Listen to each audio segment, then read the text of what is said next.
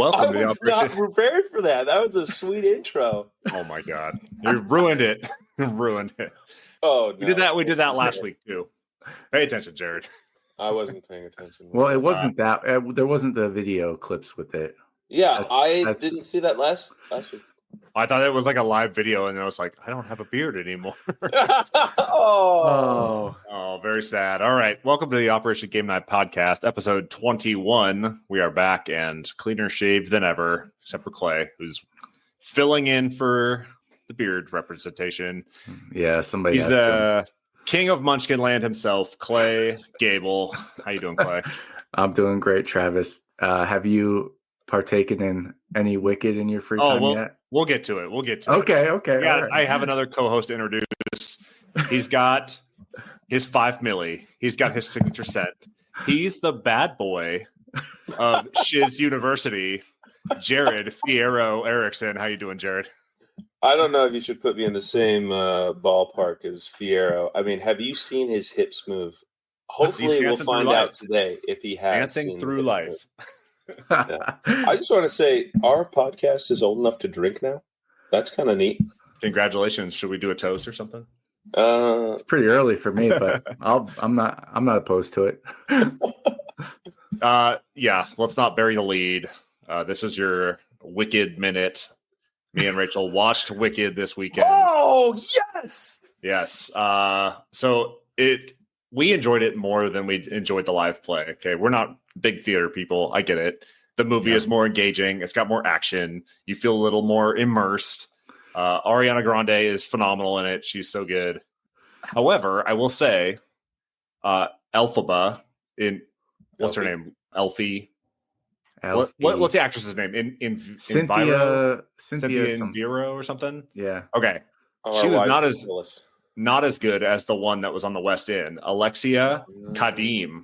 I wanted to shout her out. Yes, because she was phenomenal on the West End. I guess she played Wicked for a couple of years, left, did a bunch of other shows, and then came back for the first dual black lead rendition of Wicked. So there's a black girl that plays Galinda, and then there's a black girl that plays Galinda. Anyways, she was phenomenal. She was great. This is a call out to all Galindas and Elphabas. We have an open seat at the table. Come to Operation Game Night. I mean, I'll take Ariana Grande if it so happens. That's fine. I hold space for that. I don't know if you guys get that reference, but please, Ariana, please come with me to the Operation Game Night. And she can hold one of our fingers awkwardly on the couch. I mean, they call me Sausage Finger for a reason. That thing is massive. You're gonna have to use the whole hand. So, anyways, there we go. I'm already off the train. All right. So, episode 21, we are going to debrief our weeks. Then we are going to go on the mission objective, which is a head-to-head board game showdown. And the category today is best at 6 players. Then we're going to go over the fence and talk about what we've been doing outside of board gaming. And then we're going to wrap this show up. So, Clayton, debrief your week for me. Let me debrief for you my week. Oh, my God. I've already botched it. He's botched it. Let Jared Just go like first. The Steelers. All right, Jared. Yes. We're doing a quick swap. Jared, you're going. Yeah. All right. Hey, this is, again, I said it last week, flexibility is key to air power. No surprise here. I got Camel Up. As Clay likes to call it, CU. I will be calling it CU from now on. Thank you very much. You're welcome. So Alex Flory and Psycho Steve Larson, they came, brought their wives and beautiful families. We got CU to the table, and then we also got a little bit of Super Mega Luggy Box. So surprise, surprise, party game guy here. And I just want to say, I do judge my game nights when I get CU to the table, how tall we stack the camels. And we got a 5 stack. Okay. Nice. I think that's pretty excellent. It's not the best I've seen, but that is above average. You're having a good night. You are screaming when you see a little 5 stacker. Lots of spoilers. Lots of people jumping on the red tiles and going underneath the stack, totally screwing my end game. It's fun. No, but I had a blast. So those guys were wrestlers with me and Clay at the Academy.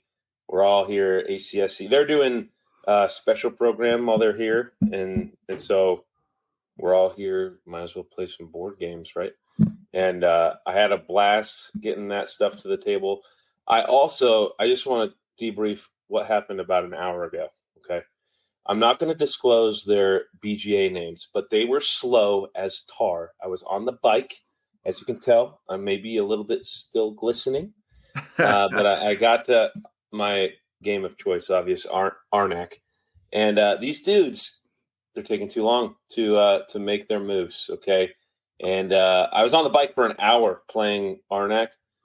I get a little itchy after 30 minutes. I'm like, come on, we got to get this done. And I eked out a win by 1 point at the very end. So it all made it worth it, I guess. But, yeah, I got a little sweat on riding the bike and got my Arnak in for it's probably a daily Arnak at this time. I was worried I wasn't going to be able to wear my Operation Game Night t-shirt. Thanks, Clay. Came in the mail. Thanks, Amanda. Amanda. Yeah, Amanda. I thought it was going to be a little embarrassing if we showed up wearing the same shirt because I was going to throw that one on. But luckily, my mother-in-law made me this nice Operation Game Night shirt, so we're not matching. But Jared, I have a question for you. Shoot me. So I lent Camel up to one of my friends here, and he said that he is cameled up out. He's done with Camel up for now because he's playing with his family. Okay, he's got two younger boys. Got his wife. Okay, two younger boys refuse to roll the dice. They're just gonna gobble up all the side bets and just like wait people out until somebody else takes initiative to roll. How do you mitigate that in your games of Camel Up? So actually, this was brought up during our game night because Steve is like, Jared, why aren't you rolling? And I realized I'm a bettor. I don't roll. I let you're the staller. Let the other people roll, and I'm like, I'm just going to keep hedging my bets. That is honestly a problem that I saw this week while playing. It is a lot of fun though to get the pyramid out, shake it up. I might have to come back to you on that one because they noticed that after the second time they're like, Jared, you haven't even rolled once. So then I just kept rolling because I was like, actually, you're right, and it is fun to roll the die. There's a lot of excitement once it comes out. People are yelling. People are. Do you think they need to up the price of that reward there? Ooh. We could do like a house rule like that. You get 2. The roll is 2. And if you end it, maybe it's worth 3. If you end I like that. That would be cool. Because it's kind of finicky anyway. Like you take this pile that's worth 1 anyway, so you might as well just take the coin. I don't know. So we might have to work on some house rules here. I don't know what the expansion's like either. I thought Camel Up was a perfect game. Are we finding holes, cracks? Is it coming apart at the seams? The monolith is showing some signs. Sounds like it's a good day for you to get a new 6-player game on your shelf. It's like the Washington Monument. It's just changing colors a third of the way up. It's okay. Like we're just going to shift our focus a little bit. It's going to be better than ever on the way up. Okay. Before we move on from Jared, I just wanted to, do you disclose to Psycho Steve and Flory that you are a podcaster about board games? Like, does that come up, or are you private about it? Oh, I am very private about it, but I think it did come up. I'm not podcast forward, if you will, but I did mention that like we talk about Camel Up all the time on the podcast, and so. Yeah. That's that. Did they have a good time? They did. I believe they had a good time. We had Asian meatballs. If, all the people out there like, Jared, did you feed them? Hell yeah, I fed them. Come on. Some Asian meatballs. Really good recipe from my boy, Dallin Tavoyan. It fed a lot of people too. So maybe next week after we decide who gives me the best 6-player game, you guys can pitch me food ideas. Best 6-player recipe. How about that? I want to know when you're going to play these trick takers that I sent you, Jared. Oh, okay. I was about to say I did unbox Undaunted this week. Oh, that thing is hefty. That thing weighs like a good 15 pounds. Yeah, it's got a lot of chits in there. I know, but it looks awesome. I just need to find someone to get it to the table with me because I'm excited. I read the lore about it. Like you're on the freaking moon, and there's like the corporations are breaking down, and now they're fighting. Oh, yeah, it looks freaking cool. It does. It looks very cool.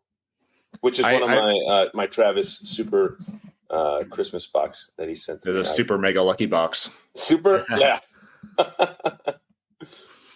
Yeah. Is that all you got for a debrief? That's my week. Over. Awesome. Clay, debrief your week for me. All right. So we had a New Year's Eve party, and in that party, it was myself, Mary, and the Heddens, and we played games from 5 p.m. until past midnight, and it was an awesome game night. The lineup was this. We went to Mlem first, got everybody pumped up. Mary made it to Deep Space all by herself. Ooh. We all bailed. She had like one die left, and she made it to Deep Space. It was an awesome moment. She ended up losing the game because she refuses to ever get off the freaking off the rocket ship. But that was pretty cool when she made it Deep Space by herself. That was fun. Then we followed that up with River of Gold, which I'm going to dive into a little bit further here in a minute. After River of Gold, we took on the Knizia classic auction game, Modern Art, which was a blast. And then we followed it up with a couple trick-taking games, one of which Travis sent, Lunar, and which was awesome. It took a minute for people to get their wits about them because in Lunar, you have a partner, and one of you plays the suit, and the other one plays the card value. Yeah. So you really have to be in sync with your partner, and like you're just trying to like get into this sweet spot of the amount of tricks you're supposed to take for the round. We had a ton of fun with that, and then we followed up with a couple rounds of the crew to keep the trick-taking spirit alive. Nice. But to go with the hotness here, 2024 release, River of Gold, designed by Keith Piggott and put out by Office Dog Games. This game has had my attention because it came up on a lot of people's top 10s of the year, and they described it as deceptively simple, which is obviously going to catch my attention as someone who enjoys these type of games, but really don't have the patience or time to learn and teach a freaking Feast for Odin to many people. You know, I just don't got that in me anymore. And I thought this would be a good opportunity to introduce the Heddens to a new game, and also myself and Mary to a new game. So in the River of Gold, you're essentially traveling down this river of gold. And let me say, the production is awesome because there is this gold foil like all through the board, just shimmering. It's on the box too. It looks so cool. But anyway, you're traveling down this river, and there's these 5 different regions. And on your turn, you can either sail one of your 2 ships down the river, X amount of spaces, and get the rewards from that region. Or you can place a building in a region, and then you own that building and will get benefits every time a person stops and gets something from that region. Or you can complete a customer card. So you have these customers that want a certain amount of goods, and you complete them. They give you like end game scoring conditions, and sometimes like ongoing effects. Like you can upgrade your ship to this royal ship that has a special ability. And all the while you're doing this, if you notice the boxes on the right here, as you do things in these certain regions, you're like jockeying for influence in the certain regions, and you will get more points at the end of the game based on who is further up that track. But the coolest part was at the end of your turn, you roll a die. It's got 6 sides, and what's on that die tells you what you can do on the next turn. So it really takes a lot of the thinking out of it. There are ways to manipulate it by using your divine favor and moving it up or down. But essentially you have a number and a region, and you can take actions with that number or in that region. So if I have a 1 and it's the tree region, I can either move one of my ships one space, or I can build in the tree region, or I can complete a customer for the tree region.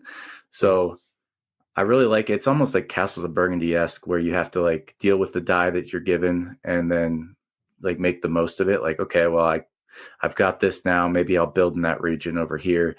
And, hopefully this is a big region. People are stopping there. There's a lot of rewards. So I'm going to keep getting benefits as people sail their ship through there. I really like that too. The building setup where the people that stop there get something, but also the person who owns it gets something. So yeah, it probably took us an hour and 15 minutes to get through this on the first play. So it was a lot of fun. It's on BGA. So really, yeah, so you can check it out if it sounds interesting to you. But great little game. I'm excited to play it more because again, it was deceptively simple. Like it looks kind of like a lot when you see the board, but ultimately you're taking one of those three actions and a lot is dictated for you by what you roll on that die. So the decision space is smaller than you'd think, but you still feel like you can, wiggle and maneuver within it to get what you want. So a lot of fun. River of Gold. I can see why people like it. What's up, Jared? So are the buildings, when you place them, is it like no one else can build there? Like you own, it's like Monopoly almost. Like you set up your houses and okay. I like it. I was going to describe this as like Castles of Burgundy meets Whale Riders meets Monopoly because it's got like aspects from all three of those kind of meshed together, and it sings, man. It's a nice little game. I also have another maybe a little bit more in-depth question. Where is this happening in China? So I don't know.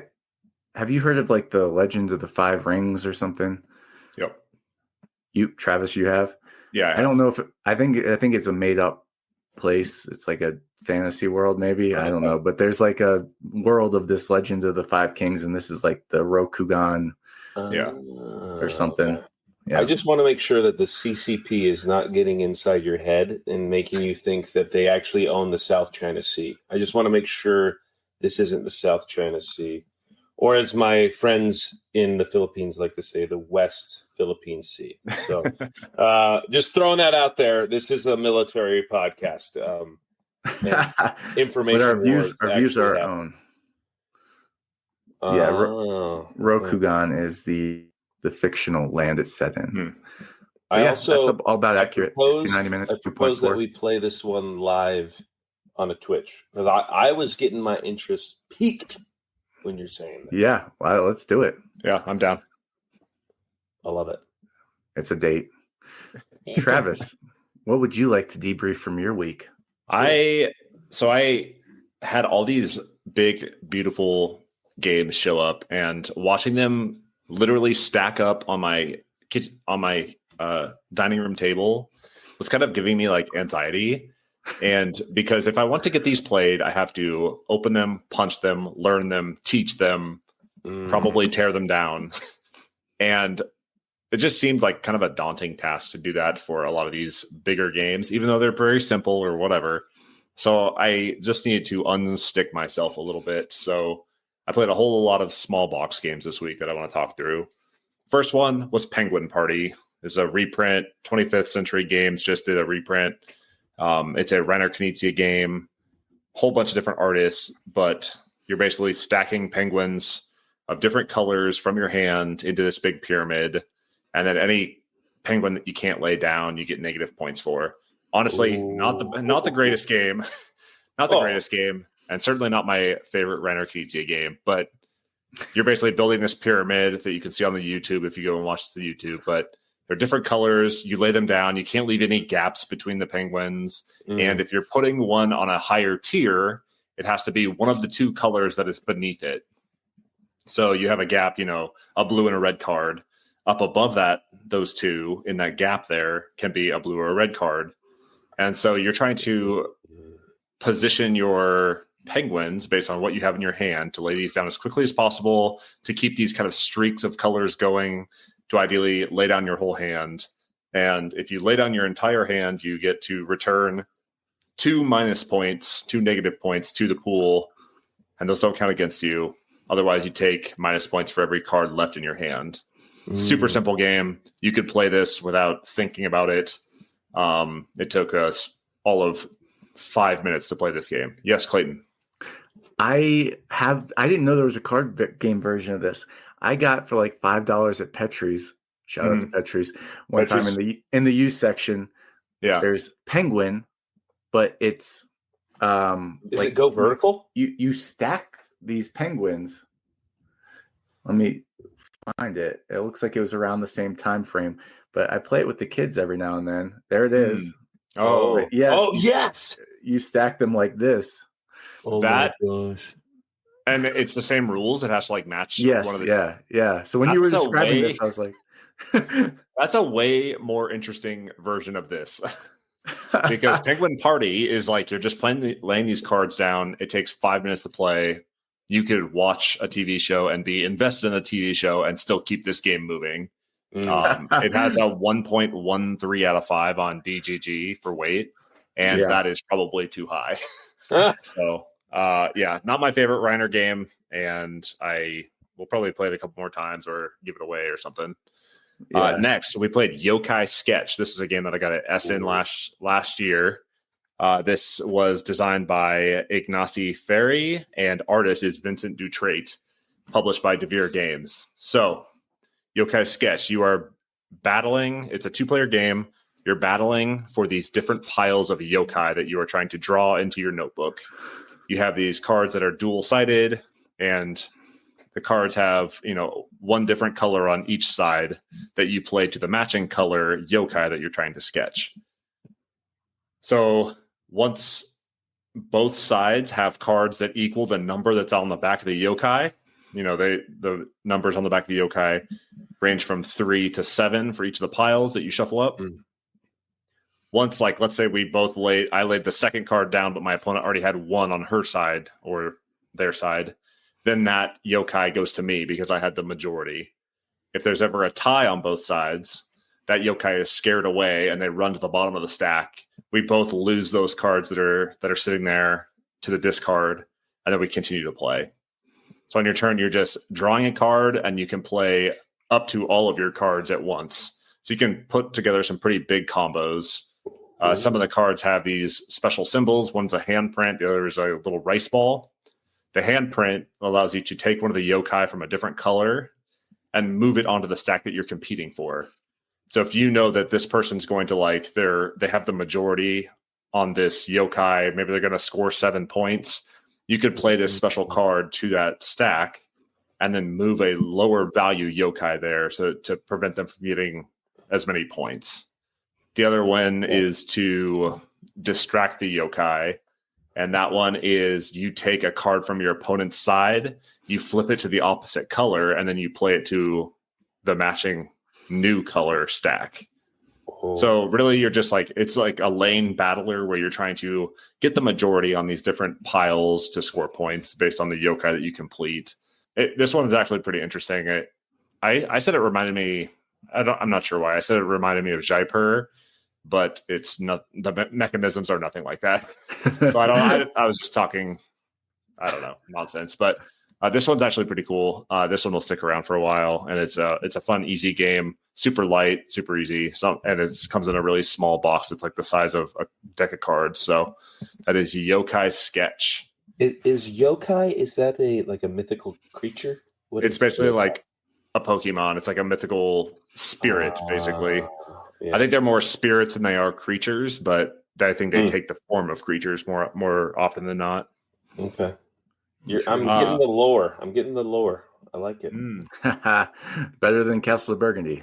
So the next one that I played is For Northwood. This is a 2021 publication designed by Wilhelm Sue. Artist is Wilhelm Sue. And it's published by Bad Boom Games, which is a self-publisher for Wilhelm Sue. So this is a cute little solo-only trick-taking game where you are trying to convince these animal creatures that are the kings and queens, the royalty of this kingdom, to fight for your side. There's no combat in this game. I'm not sure why they call it, or why you're trying to convince them to come to your side. But you have these kings and queens that are all laid across that have a different number beneath them, ranging between 0 and 7. Okay. So the random order. And what you do is you have a draw pile that's going to represent the conversation that you're having with this leader of this village or fiefdom or whatever it is. And so I draw my 8 cards into my hand. Then I try and figure out, like, I think I can win 4 tricks with this. So I go and I'm going to address the leader that's on the number 4 card. And so what I do is I take turns flipping cards one by one from this conversation deck and trying to play cards against it to win exactly 4 tricks. If I do that, then I slide the card down. It says 4 Northwood above it, and then I earn a certain number of victory points.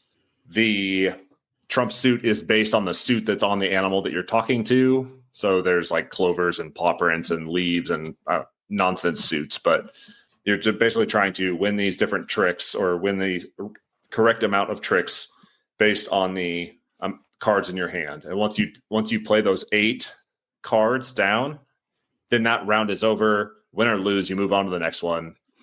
So it moves pretty quick.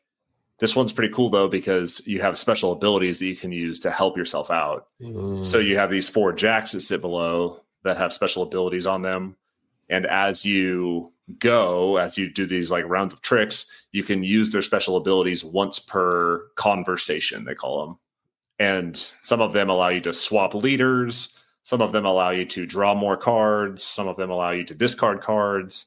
And so you're trying to like strategically use these special abilities to win the exact number of tricks needed to convince this leader to fight for Northwood. Then if you convince the leader to fight for you, you can actually take them and move them down and use their special ability later on once. So like, let's say I get one that allows me to just discard 3 cards. I'm not sure if that's actually one, but I could take him, move him down. Next round, I'm going along and I'm like, man, I need to close this round out. I can discard 3 cards, move him back up. The round's over, I move on. And then there's a sliding scale of victory based on how many points you end at the end of the game. This one's actually pretty cool. It comes in this really tiny box. It can fit in a backpack or a purse or, whatever.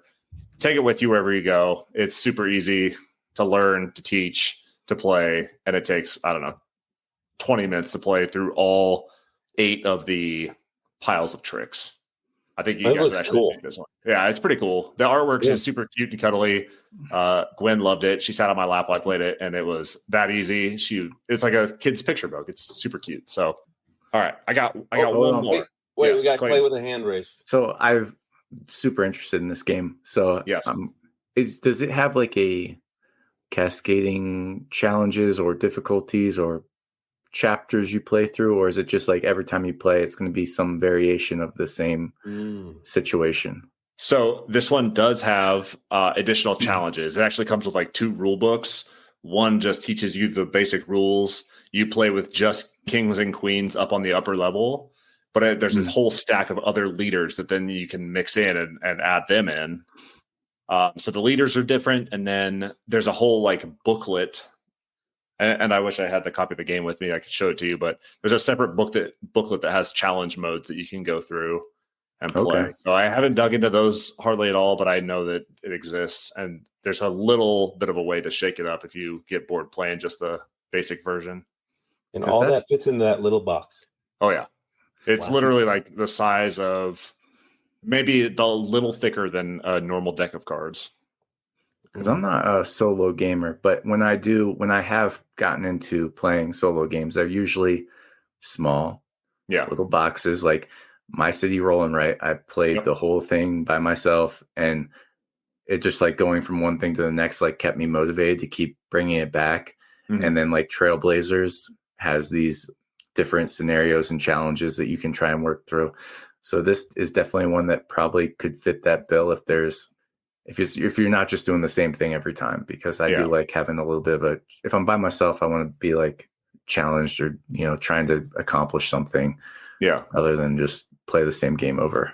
And if you are interested, maybe you don't want to commit to buying the game, even though it's not all that expensive. I know that there are print and play versions of this one that are out on the internet. So maybe track one of those down. You can print it out yourself and give it a try if you're not convinced. So, yeah, that is For Northwood by Will Sue. It might need to get a sustainability medal now, too. I mean, I like it. Small. Love it. Yeah. Clay, I think you'd dig this one. It's like you get kind of the same feel as a trick taker. It's not super complex or anything. You're like literally just comparing two cards that you're playing. But the powers are interesting enough where you get to kind of combine them.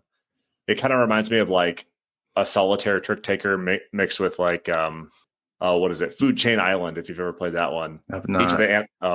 That's a button shy game, but every time you eat an animal or whatever, you get to use its special ability that allows you to like skip animals or rearrange animals, or it's like it's a puzzle mixed with like some other mechanism. So all right, I got one more brief real quick, and that is Tiny Epic Cthulhu.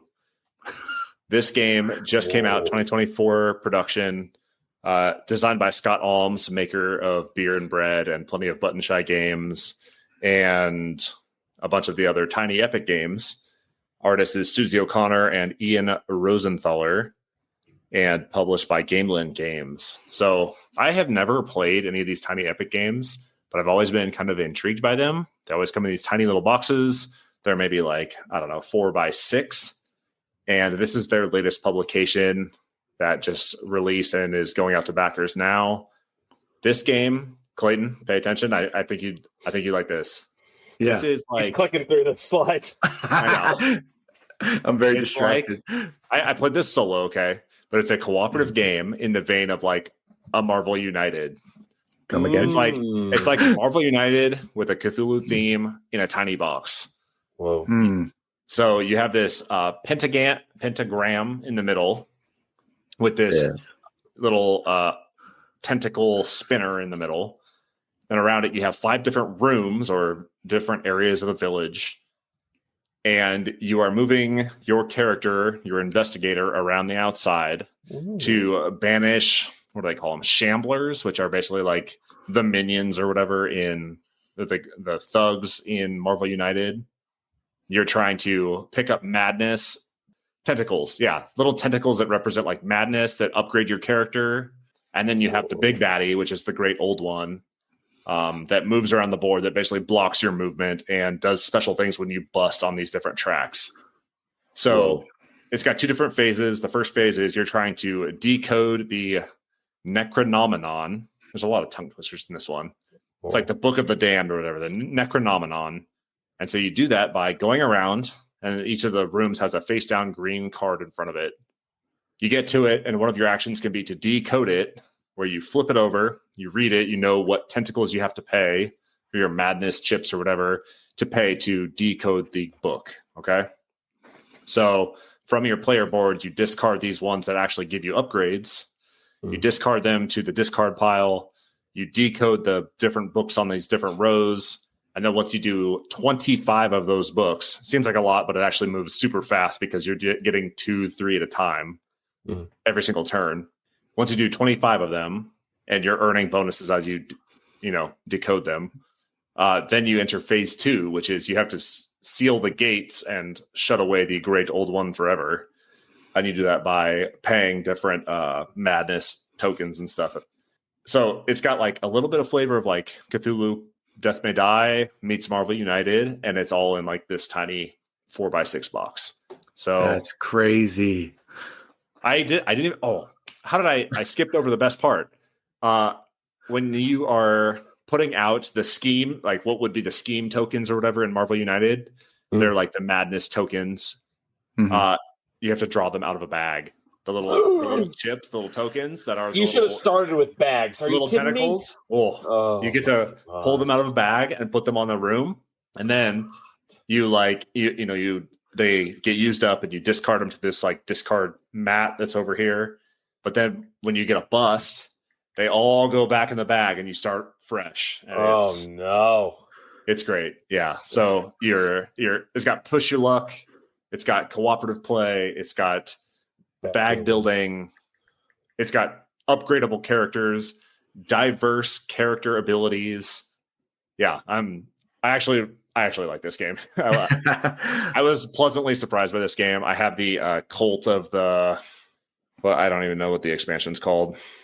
There's like a cult expansion for it. It's got new rooms. It's got new characters. It's got new stuff.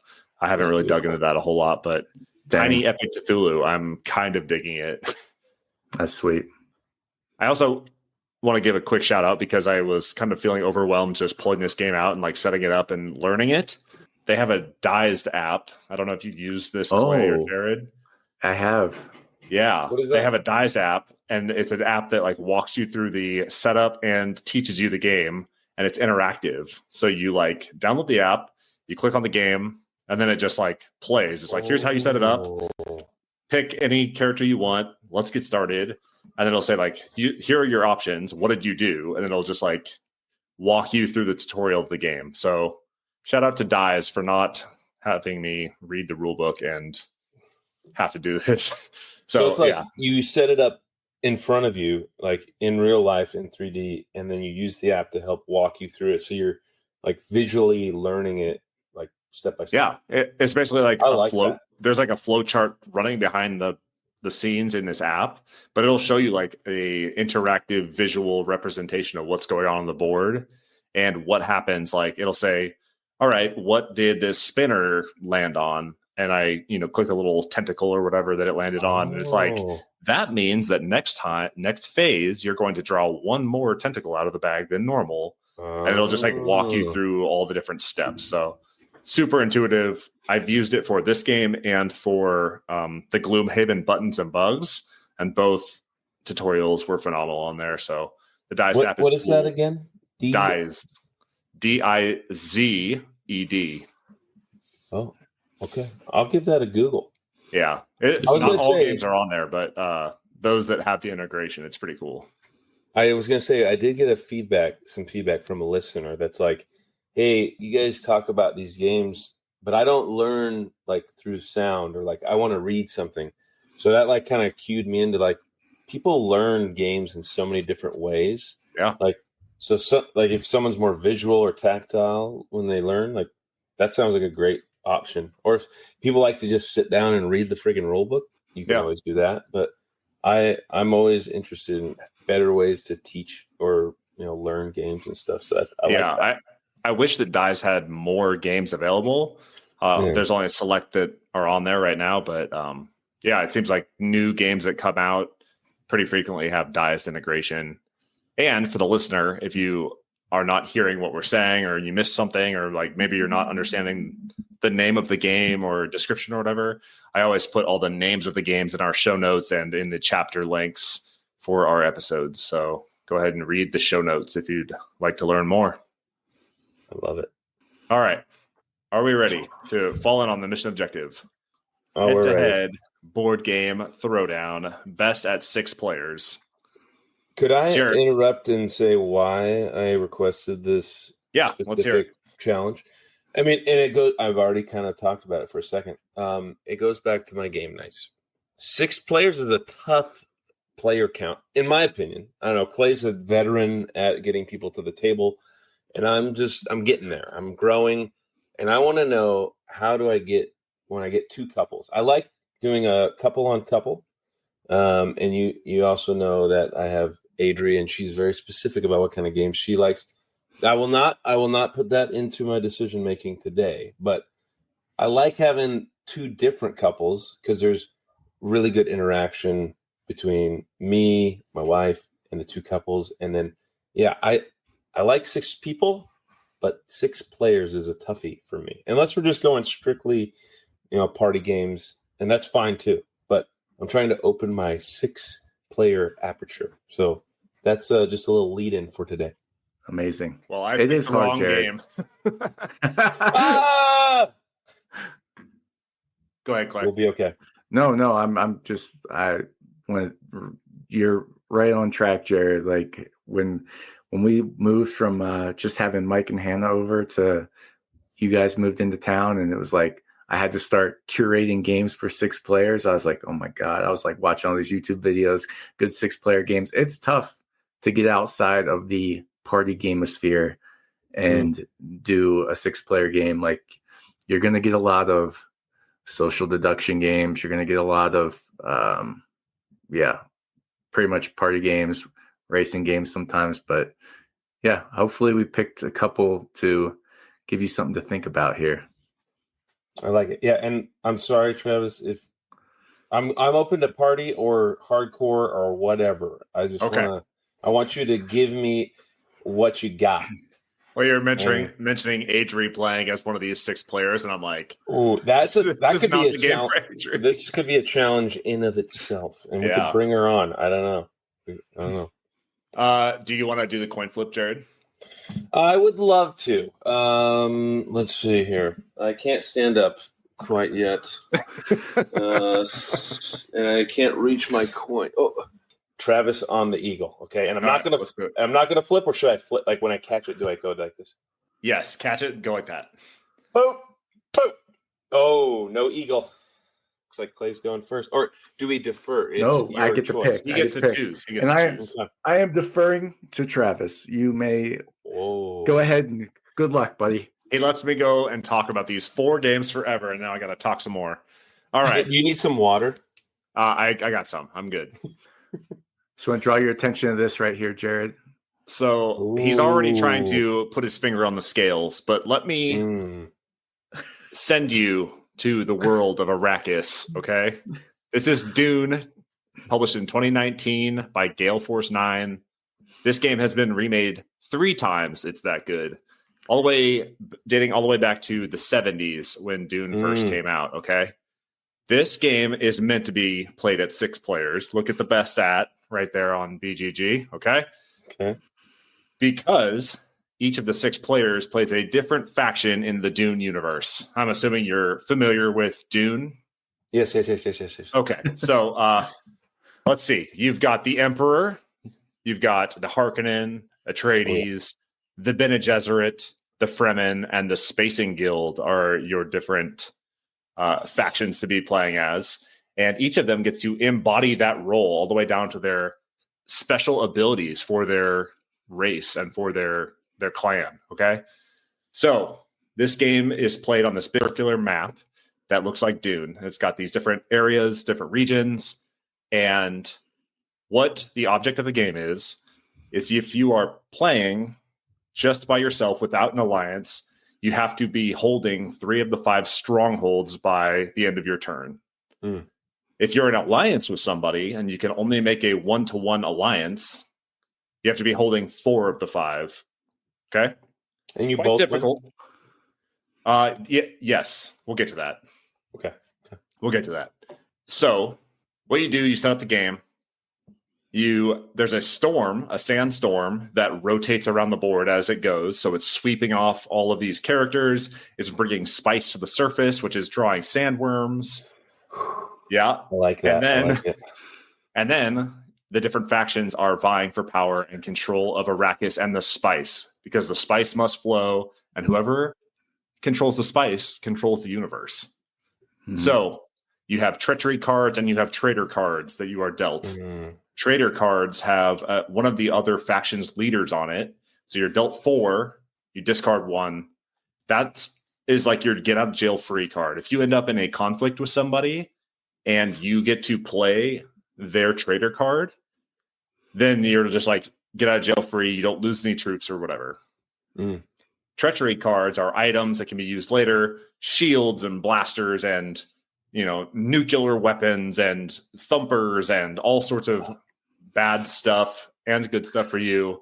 Some of it is pretty useless. Some of it is super strong, and you have to kind of really play when you use that. So the game is divided up into 10 rounds of 9 phases, but they're pretty fast. Don't like overthink how many phases and stuff. Spice blows. Okay. You flip a card. It tells you where the spice is showing up. If you flip a card and a worm shows up, it goes to where the spice last showed up. Spice is coming to the surface for mining and collection. Okay. Then you have a nexus. We're not going to get into all this stuff. Then people get spice based on whoever's like behind in their spice game. Then you go into a bidding round, an auction for the different treachery cards, which give you special abilities and different items that you can use in combat later on. You can bring people back from the dead and place your warriors out there. Shipping and battling. You redeploy your warriors to these different factions for future battles. I want to get to this. And what I really want to impress upon you is just the thematics of this game, okay? Where this game really shines is the inter-faction relationships, okay? So, the Emperor, super wealthy, okay? When people are bidding on these treachery cards to give them advantages in battle, they don't pay the bank, they pay the Emperor. Because the Emperor has his thumb on the scales of this battle for Arrakis, okay? So he's super rich. If he's in an alliance with somebody, he can revive almost double their troops at any given time. So they can get their warriors out there faster. The Harkonnen are best at deception and trickery. Baron Harkonnen, he gets dealt 4 traitor cards at the beginning that allow him to like get out of conflict for free. He gets to keep all 4 of those when everybody else gets 1. Treachery cards, the weapons and stuff that you earn throughout the game. Everybody else's hand size is 4. He's got 8. He can throw down some big numbers and some. He's a big boy, right? He's a big boy. Okay. Yeah. Everybody else, when they buy treachery cards from the middle during the bidding phase, if he buys 1, he doesn't get 1. He gets 2. So he gets some serious firepower when it comes to combat. And then if he's in alliance with somebody, they can use his treachery cards. Okay. If you're in alliance with a specific other partner, is there like bonuses if Bene Gesserits are with the Fremen or whatever? Because I know there's some. Oh, yes. Yes. So everybody else can use this like bonus for their alliance to partner, which is pretty cool. So now we're getting to the interesting ones. Atreides has psychic abilities. So they get to look at all of the treachery cards before they're even bid on. They get to know what all of them are. He is also, or this faction is the only people that can take notes during the game. So he's got this secret notepad where he's keeping track of where all these treachery cards are. So he knows exactly what everybody has. And he could tell everybody, or he could take bribes from people for information. So people can say, I need to know what treachery cards this player has. Like, what did they just get? And you're like, hey, it's going to cost you some spice. Okay. Or you could probably be deceptive and lie about it too. Like there could be, I don't know, maybe just spitballing. I know that they recommend like keeping your word and playing honest and stuff, but when you're making deals like this, it tends to happen. So he also gets to look at the top card of the spice deck and know where the spice is going next. So he could be first to the battle to get the spice. And then when you go into battle, you have to, let me explain how battling works. You have this disc. You have this disc that has the number of warriors that you're willing to bid. Okay. Then you have your treachery cards and they're all face down. Then you take one of your leaders, which is worth different combat strength. And you play that all face down. And then you do this big reveal and everybody shows both sides. And you're losing troops left and right, and the treachery cards take effect and all this stuff. And there's no combat intrigue like Dune Imperium? The intrigue comes from the treachery cards, really. Okay. But you can't like, all right, now I can see what's happening. Oh, I have this. And then you like bump up just a little bit to win. No? The Atreides basically has kind of that power because he can look at either like their wheel or their leader or one of the cards. Like he can see ahead a little bit. And then the alliance can do the same thing, like see what the other opponent is playing. Here's the best one and everyone's typical favorite, the Bene Gesserit. They, at the beginning of the game, they predict who is going to win, what faction will win, and on what turn they are going to win. They take those 2 cards, they put them face down next to them. If that player wins on that turn, as predicted, the Bene Gesserit steal the win from them and they win instead. So they are like conniving. They're working with the different factions. They can do like these little deals with each of the factions to like influence the game in the long run to try and get that person into power and to win the game. And they can steal the win if that happens. Yes. Okay. They can do a bunch of other stuff too. I'm not going to get too into it, but that's their main thing. The Fremen they like live on Arrakis, so they can move freely, and they can ride the spice worm. I love comes that. up, and they can just they don't get killed by it. They can ride it to another position. They can put out more troops. They do all this stuff. And the Spacing Guild, anytime somebody wants to move their troops across the map, the money that they pay to move those troops goes to the Spacing Guild, and so they become super rich. So super thematic. All the factions interact with one another. It's got combat. It's got press your luck. It's got bidding. It's got auctions. It's got secret roles. It's got secret powers. It's got all sorts of stuff. Super thematic. And there's a reason that this has been remade not once, not twice, but 3 times. Dune is here to stay. It only gets better. That is my initial pitch for Dune 2019. It's like me because I've always seen Dune. Yeah. Because I love Dune Imperium, right? Yes. But that's, 4-player. And then I'm always just like, this Dune game, I don't want to, I know it's not Dune Imperium, but it always intrigues me. I have never actually dug into it until today. So I felt like I got a good rundown. I have a good vibe on Dune. It's not one that Dree is playing. That's fine. But I'm into it. Okay. And I will say the actions that you're taking themselves are not all that difficult. It says a weight of 3.99 because there's a lot of things to do. And there's an advanced setup for the game if you want to get really into it and really into the rules and variations of the player abilities and stuff. But the basic game is not a 3.99. It's far easier to learn than that. And you can get a lot of players really into this. The main goal, or sounds like, is you're moving these warriors around to battle and maintain territory. So, and then everything else is kind of just like accoutrement to that. It's just extra theme laid on top of a area control warrior battling mechanism. Okay. I mean, you do know me that I'm a sucker. I love getting immersed. Okay. All right. I have my notes. I have no questions either. You were very thorough. Thank you for your. Yeah. I mean, Jared, that was just a pitch. I almost fell asleep during that. Can you imagine trying to learn this game? Holy cow. I mean, that's why there's Rodney. I'm sure he's got some kind of how to play. I doubt Rodney would touch this with a 10-foot pole. It says 2 to 3 hours, and there is not a. I'd suggest you read through some of the comments or the reviews. This game can take upwards of 6 hours. And I know as the father of a young child, that may be difficult for you to get going. But just keep that in mind. I thought about your current situation in life and what games might actually realistically get played more than once a decade. It might be cool, but it also could be a giant flop if you try and bring this one to the table. Okay.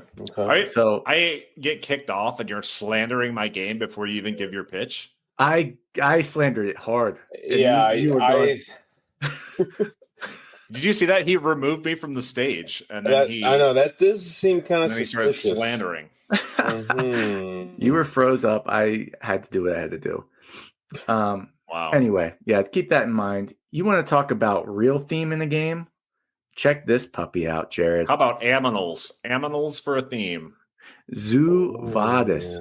In this game, you are zoo animals that are competing to become the mascot of the zoo through a form of political jockeying.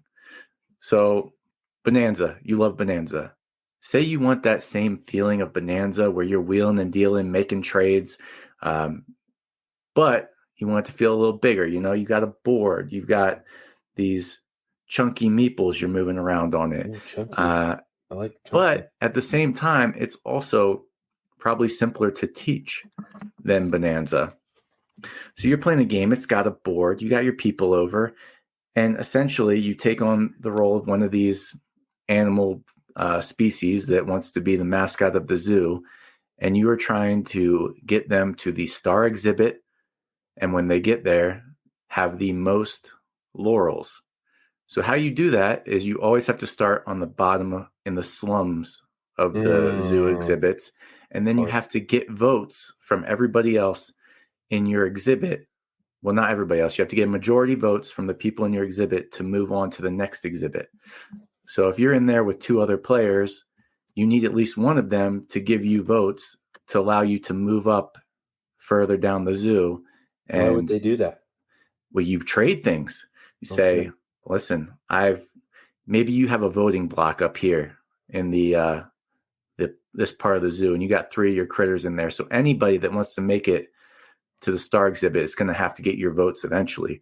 So you can promise votes in the future, or you can promise some of these laurel tokens, which are the end game points, in exchange for their votes.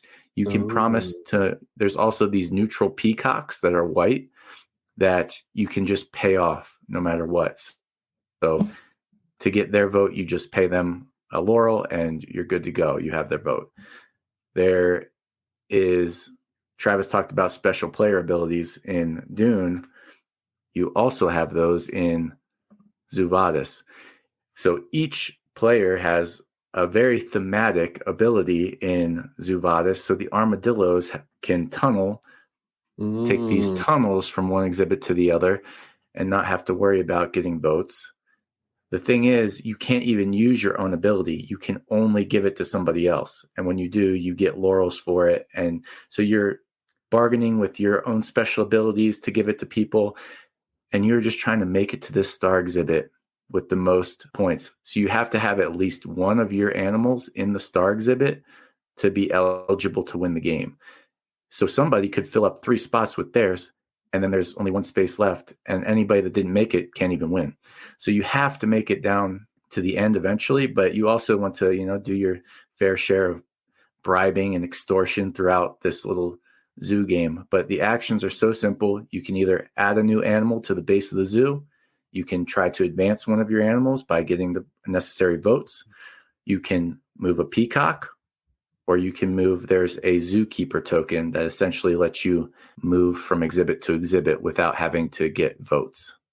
Okay. So 3 simple actions. You can teach this game so fast, tons of player interaction. Again, it feels like a bigger game because you have a board, you have this cool situation going on with these animals moving through the zoo. People are getting into it, but it is, I think, in your wheelhouse, a game that will get played, will get a lot of excitement brewing in you and by proxy, the people that you are playing with. So that's my pitch. The weight was pretty low there. I mean, yeah, it's not a difficult game.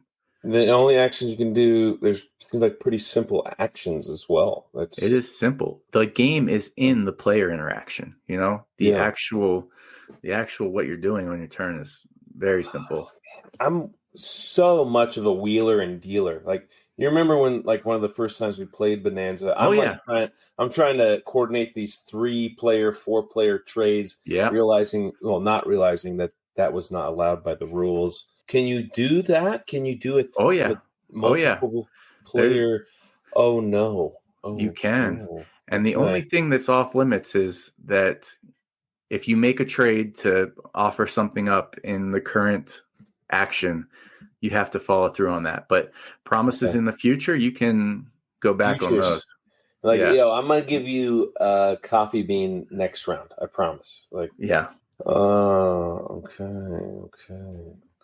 Yeah. So the picture, the box art gives me, what's that, like, ABC? Do you know that ABC book that's got it's just like super beautiful and it's like alligators and it's got this like crazy looking. Adri's going to know what it is. I'll have to come next week with it, but like it's very interesting. And it plays up to 7. Yeah, I think it might play even more than 6. So it plays up to 7. Yeah, it's got 2 sides of the board, so it scales well. It'll be great at 6. Okay, wait a second. It'll be great at 6, but is this a Dr. Reiner Knizia again? It sure is, brought to you by the good folks at Bitewing. This was an old game called Quo Vadis about like the Roman Senate or something. Yeah, what the hell is Vadis? I don't know. It's a Latin word of some sort. Okay. But you're just getting votes, and you're trying to, be the zoo mascot. And it'll play in 20 to 40. You can play this like 6 times in the time it takes you to teach Dune. And you already have Dune Imperium. So, that kind of scratches that itch.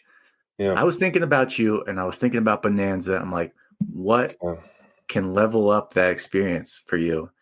And I think it's just like, adding a board, making it feel like a little bit of a bigger affair. And I think you'll have a great time with it. So, Travis. Recently, Gemma has been, I don't know where she got it. It's probably from Miss Rachel. She's been asking everybody what's their favorite animal. And I'm just wondering, Clay, what's your favorite animal? Dog. Dog? Really? Just dog. Generic dog. No, like, what kind of dog? No? No, just any dog. Riggins? Medium dog. Medium to large. Pretty much Riggins. My dog. Yeah. Clay started his pitch, and like it's either my internet or my computer just stopped working. So I heard nothing of Clay's pitch. I'm sure he broke a bunch of rules and was very slanderous of Dune. But anyways, sorry about that. Well, I mean, so the only thing I need to know from you, Travis, before we continue, is what's your favorite animal? I don't know. Did you hear what Clay said? He said a medium to large dog. A medium to large dog? Well, my favorite dog is a slightly larger dog than Clay's favorite dog. Wow. Large dog. So we have medium to large and large dog. And I have used dog when Gemma asked me what's my favorite animal. I said dog. And then Adria was like, that's a cop-out. Like, you can't just say dog. And so I went with platypus.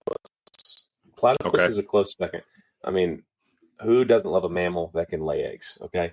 I think I'm ready. Are you guys ready? I don't have any more questions. I'm so frustrated by this internet thing that I don't even care. Just send it. Okay. I do want to say yes, Travis. I think he did break the rule. What? He dropped a Reiner Knizia on me, thinking that I wouldn't see right through that. Oh my God. He knows what he's doing.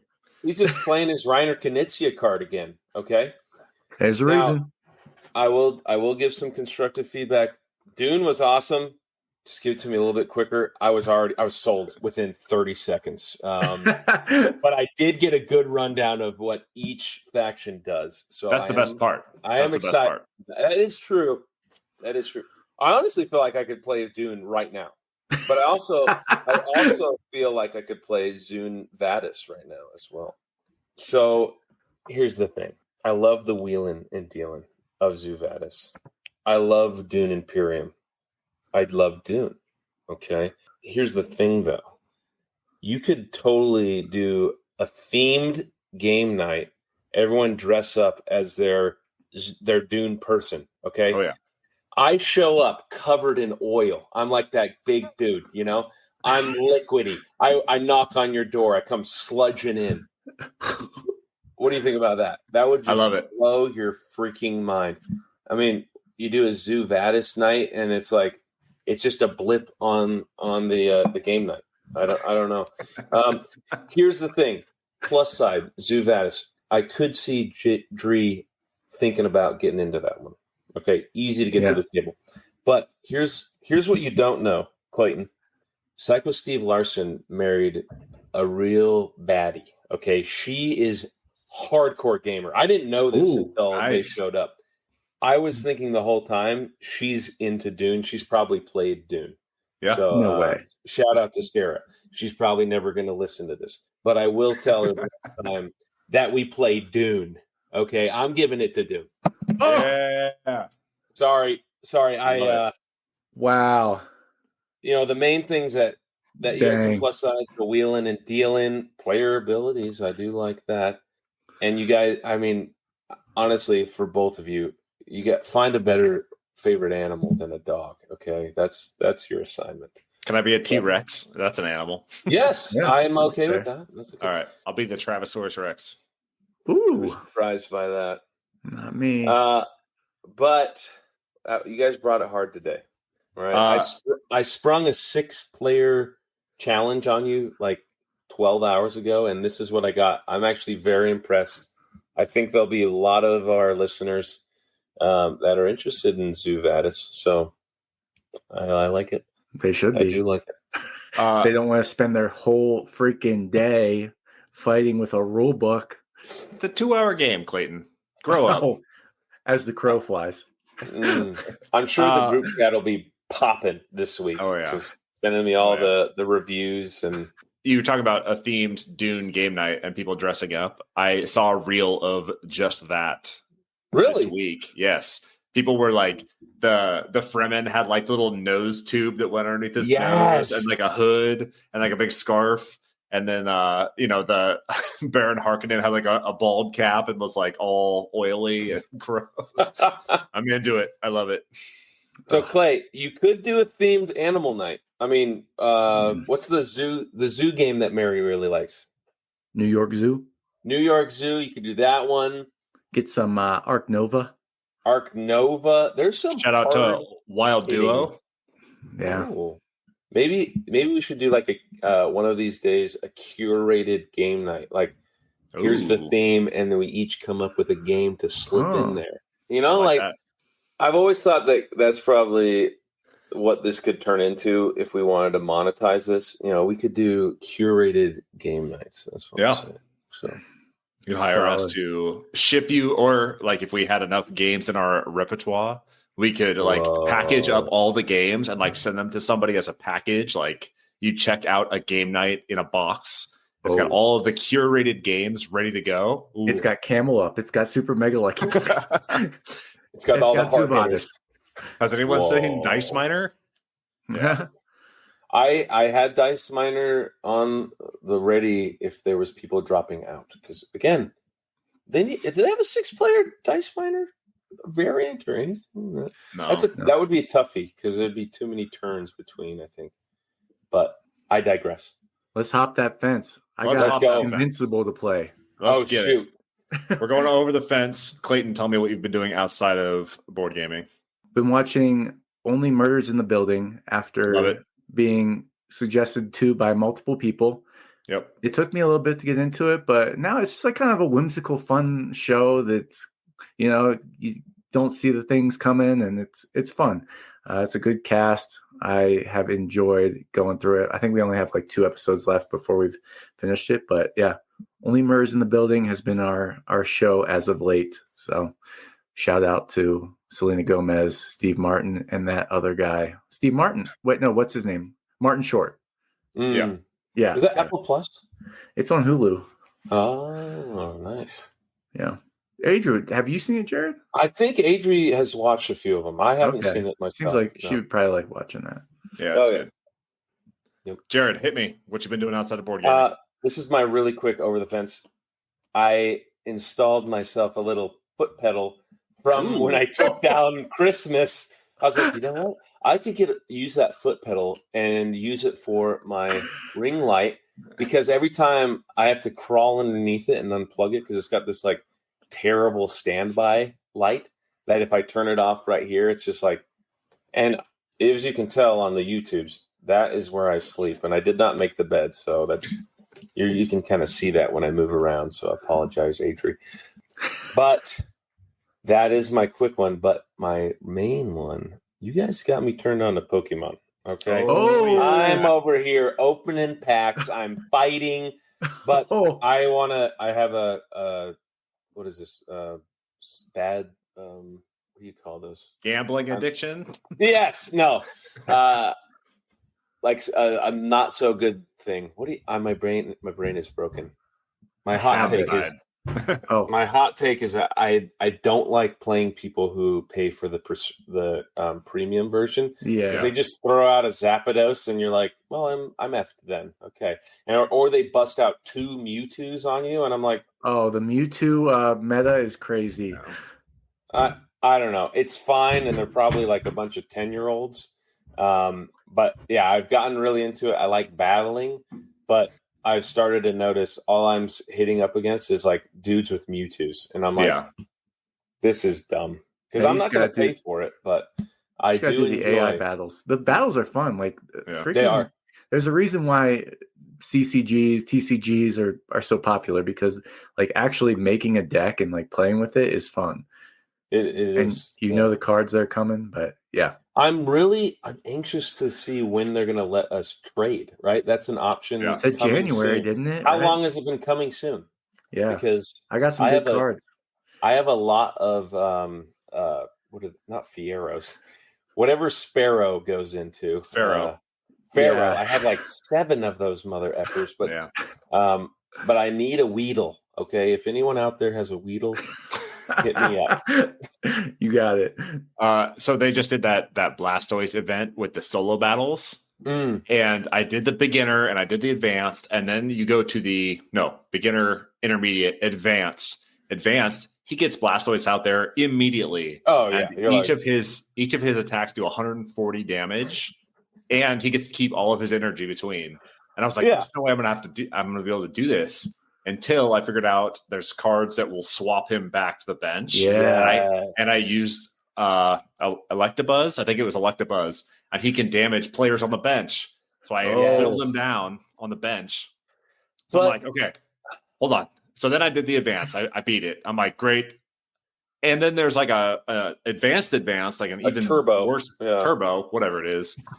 And it's Blastoise EX and Articuno. And I was like, there's no way I'm going to be able to do this. And I hammered him. And I did it first try. So no way. No big deal. Got the reward special Blastoise card. But yeah, that was heated. I was sweating. Dang. That's great.